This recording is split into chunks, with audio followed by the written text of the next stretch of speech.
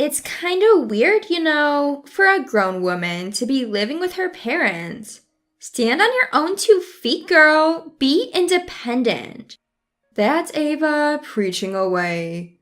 Little did she know those words would come back to haunt her. My name's Zoe. Living the single life with my work as my partner at 35. I had relationships in my 20s, but before I knew it, I was single, cruising into my mid-30s. But hey, I haven't given up on marriage just yet. Currently, I live with my dad and mom. My job's going well, and both my parents are healthy and kicking. Life feels pretty good, with no real complaints or worries, except there's this one person who just won't stop nagging at me. So, Zoe, planning on staying single forever? Well, I'd get married if the right person comes along, but right now I'm enjoying my work. She snickers in a mocking tone. Enjoying your work, huh? That's just an excuse to cover up your pathetic inability to get married. People like you drown in work to escape reality. Who is she calling pathetic? The person looking down on me for being single is none other than my brother Henry's wife, Ava.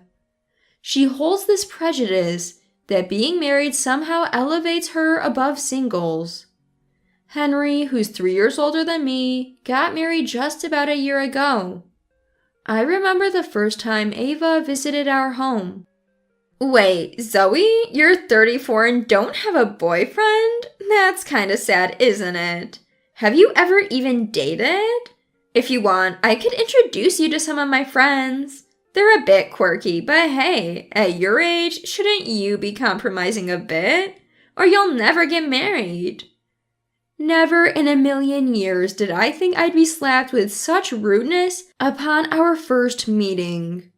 I was caught off guard and mumbled, well, Ava's my age. Is she trying to flaunt that she managed to get married and I didn't? She's always tried to act superior to me from the get-go. Moreover, Ava's incredibly thoughtless. She Googled the average salary at my company and blurted out, "Hey, those international companies pay well, right? How much do you earn? What's your bonus? You've saved quite a bit, haven't you?"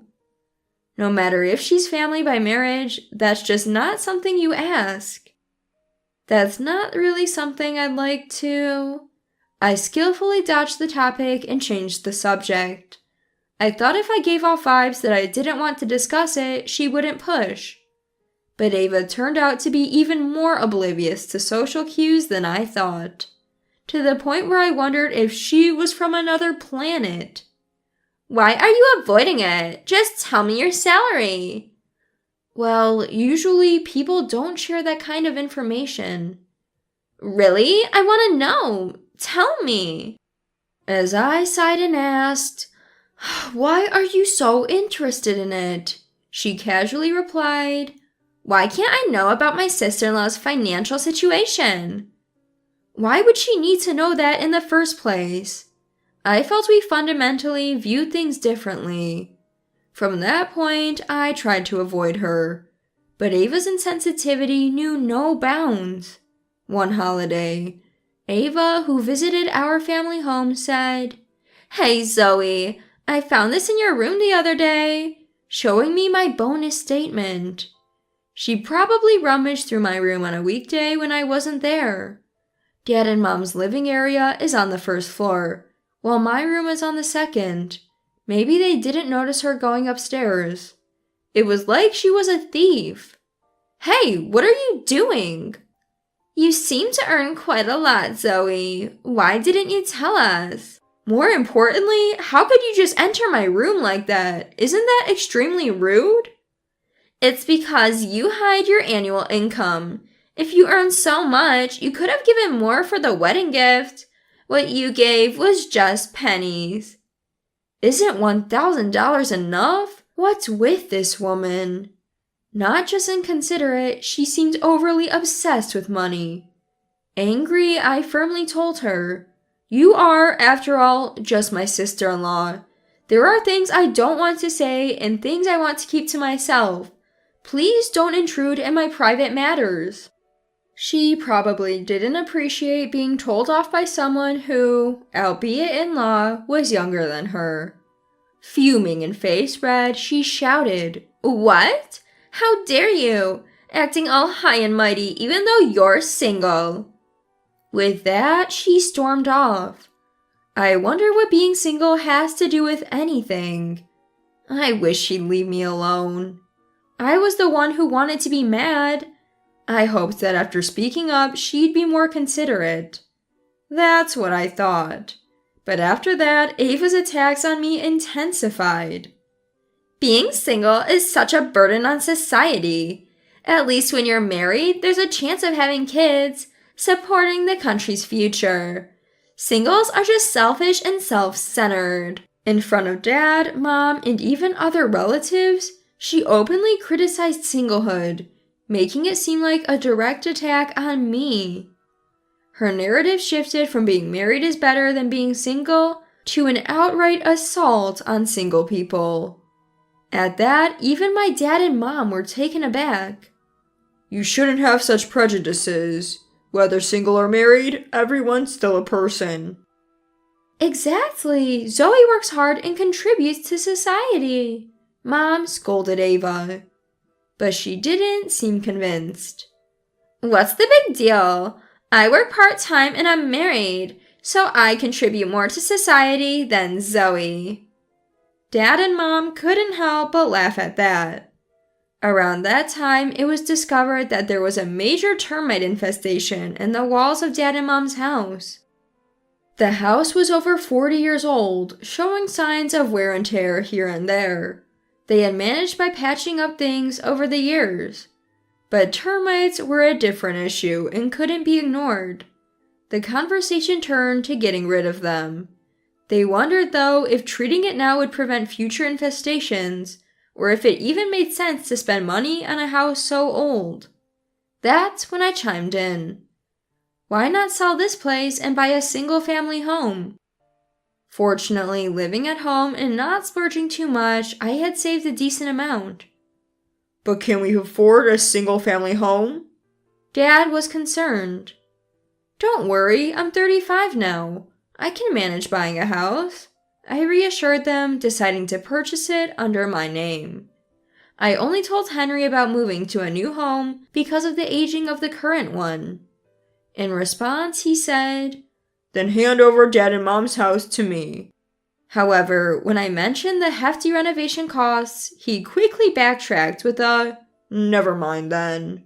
Once we purchased the new home and completed the move, as Dad, Mom, and I were about to start our exhilarating new life, Henry and Ava paid us a visit at an unexpected time when our boxes were still unpacked.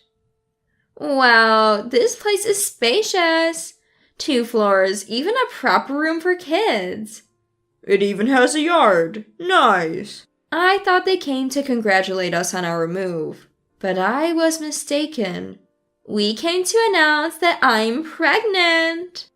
To the unexpected joyful news, Dad, Mom, and I congratulated them. "Congratulations. Take good care of yourself." "Childbirth can be tough, especially the first time. Let us know if you need anything." Both Dad and Mom looked overjoyed at the prospect of their first grandchild.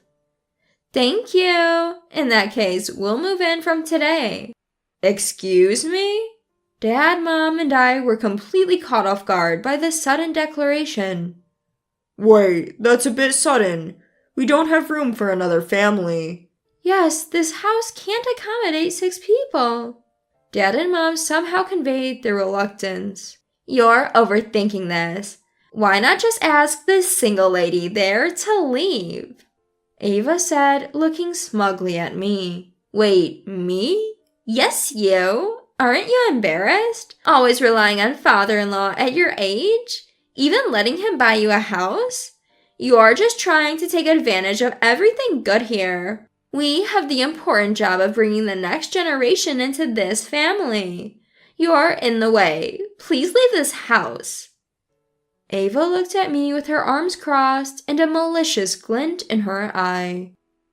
Besides, it's weird for a grown woman to be living with her father and mother. Stand on your own 2 feet. Ava continued her snide sermon. Henry chimed in. You can't always lean on Dad and Mom. Listen, for your own good, you need to move out and be independent. How dare they? Well, you see, this house is... I was about to say that the house was under my name when Dad spoke up on my behalf. All right, so you two want to move in here? Ava grinned at his words. Yes, and in the future, we'll take good care of father-in-law and mother-in-law. But you'll need to pay rent. How about $800? Rent? Dad, you're going to take money from your kids? If you're talking about being independent, then paying rent makes sense. Around here, $800 is the going rate. $800? That's still a good deal. Renting an entire house around here will cost more than $1,000. This area is close to the station, and the land value is high. Henry and Ava were taken aback by the amount, but they couldn't back down after making a big deal about being independent. Isn't that a bit much? What's the point of living together if we're paying that? Ava whispered this to Henry, but it was audible enough. Well, we'll figure it out. We'll take the 2nd floor. Then it's settled. Zoe, please leave soon. You're in the way. The couple went upstairs, brimming with enthusiasm. Wow, these rooms are so spacious. And look at all this storage. It's a good thing we got her to leave. Yeah, with her gone, this house will eventually be ours. Everything's going our way. As they happily discussed this at the top of their voices, Dad, Mom, and I exchanged knowing looks. How could they be so excited without knowing the full story? Dad had kept the fact that the house was in my name a secret for a strategic reason. After being ousted by Henry and his wife, I relaxed in a short-term rental apartment. Then one day, I got a call from Ava. Hey, I noticed father-in-law and mother-in-law are gone, and their stuff is too. Did you possibly pick them up to help me out? No, Dad and Mom decided to move in with me on their own. I couldn't help but smirk as I said this. Right there, Dad and Mom were sipping coffee casually. Oh, really? Well, that's fine. Being pregnant and living with them was pretty exhausting anyway. This works out. How could she easily forget the kindness of letting her stay and then say such a thing? She better brace herself. Her comfort is about to end. So that means next month's rent is $1,600. Okay? Excuse me? I mean, you need to pay the full rent for that house. What? What are you talking about? Well, up until now, Dad, Mom, and you and Henry split the rent in half, right? Now that Dad and Mom have left, isn't it only fair that you two cover the entire amount? Ava seems clueless. Why are you acting all high and mighty? That house belongs to father-in-law, doesn't it? What are you talking about? I own that house. What? A brief silence enveloped Ava and me. I decided to explain the situation clearly. It seems you're not aware, so let me explain. The house is in my name, and I paid for it with my own money. Until yesterday, because Dad and Mom lived with you, I charged each party $800, a total of $1,600 for rent. Now, since Dad and Mom left, only you and Henry are living there. Therefore, I'll need the full $1,600 for rent next month. The reason Dad stopped me from revealing I was the homeowner was precisely for moments like this. It was a secret plan to teach the overbearing Henry and Ava a lesson. I didn't know any of this. Bring back father-in-law and mother-in-law. This isn't right. Thrown off by the amount of $1,600, Ava's tone grew frantic. Hold on, didn't you tell me to stand on my own, Ava? Living with parents is what dependent people do, right? I continued, dripping with sarcasm. If you can't even pay half on your own, it means you aren't independent. That's why Dad and Mom made the decision to move out. No, that's not what I meant. I'm really grateful to Dad and Mom. They've taught us the importance of independence firsthand. So I'll be expecting that $1,600 next month. Got it? What? Wait a minute. I hung up without waiting for a response. A few hours later, Henry called me. Hey, what's with changing the house title and the rent? Why are you making all these decisions without consulting? Making decisions? That's rich, coming from you. Who moved into a house that wasn't theirs and then acted like I was the intruder? Wasn't it you who kept going on about being independent? Henry seemed at a loss for words. If you can't pay, can you move out? I don't want someone who can't even afford rent living here. Wait, just wait. We're having a baby, okay? I'll pay the $800, just let us stay.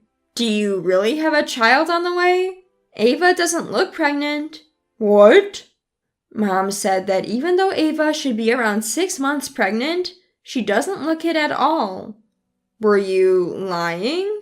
Henry's silence was all the answer I needed. If you don't leave, I'll consider taking legal action. Clearly scared by that, Henry quickly said, Okay, we'll move out, and hung up. When Dad and Mom confronted Ava, she immediately admitted that she faked her pregnancy. I thought if I said we were having a grandchild, you'd be kinder to me. Father-in-law and mother-in-law always dote on Zoe and are harsh to me. But Dad and Mom were never cold to Ava. They always kept a respectful distance as in-laws and only admonished Ava when she belittled me. And yet she faked a pregnancy? Maybe she really is from another planet. After that, Henry and Ava moved out and rented a new apartment. It was peak moving season, so it seemed they ended up spending more than they had anticipated. Renting a new place isn't cheap, with all the deposits and upfront costs. The carefree couple, Henry and Ava, appeared to have no intention of saving money. They visited Dad and Mom several times seeking financial help, but were always turned down. There are lies one shouldn't tell as a human being. I don't want to associate with someone who doesn't understand that, said Dad very rightly. From that point on, Dad and Mom kept their distance from Henry and Ava. Without any help from my parents, and unable to get a loan from the bank, Henry and Ava's life seemed to be spiraling into poverty. Well, they always talked about standing on their own, so now's their chance, right? I'm curious about how they'll manage. By the way, Zoe, Dad said with a tone of concern, I've been thinking about your future. I know you're independent, but would you consider going on a matchmaking date just once for me? I've got someone good in mind. The son of a friend of ours. Why not meet him? Mom added, surprisingly suggesting an arranged date. Can I really do this? Don't doubt yourself. You're my pride and joy. Dad reassured me. Thank you, Dad. And you too, Mom. We both appreciate everything. Dad gently patted my head. Maybe happiness comes in unexpected ways. All right, I'll give this matchmaking thing a try. I had a good feeling about this. It seemed like a new adventure was about to begin.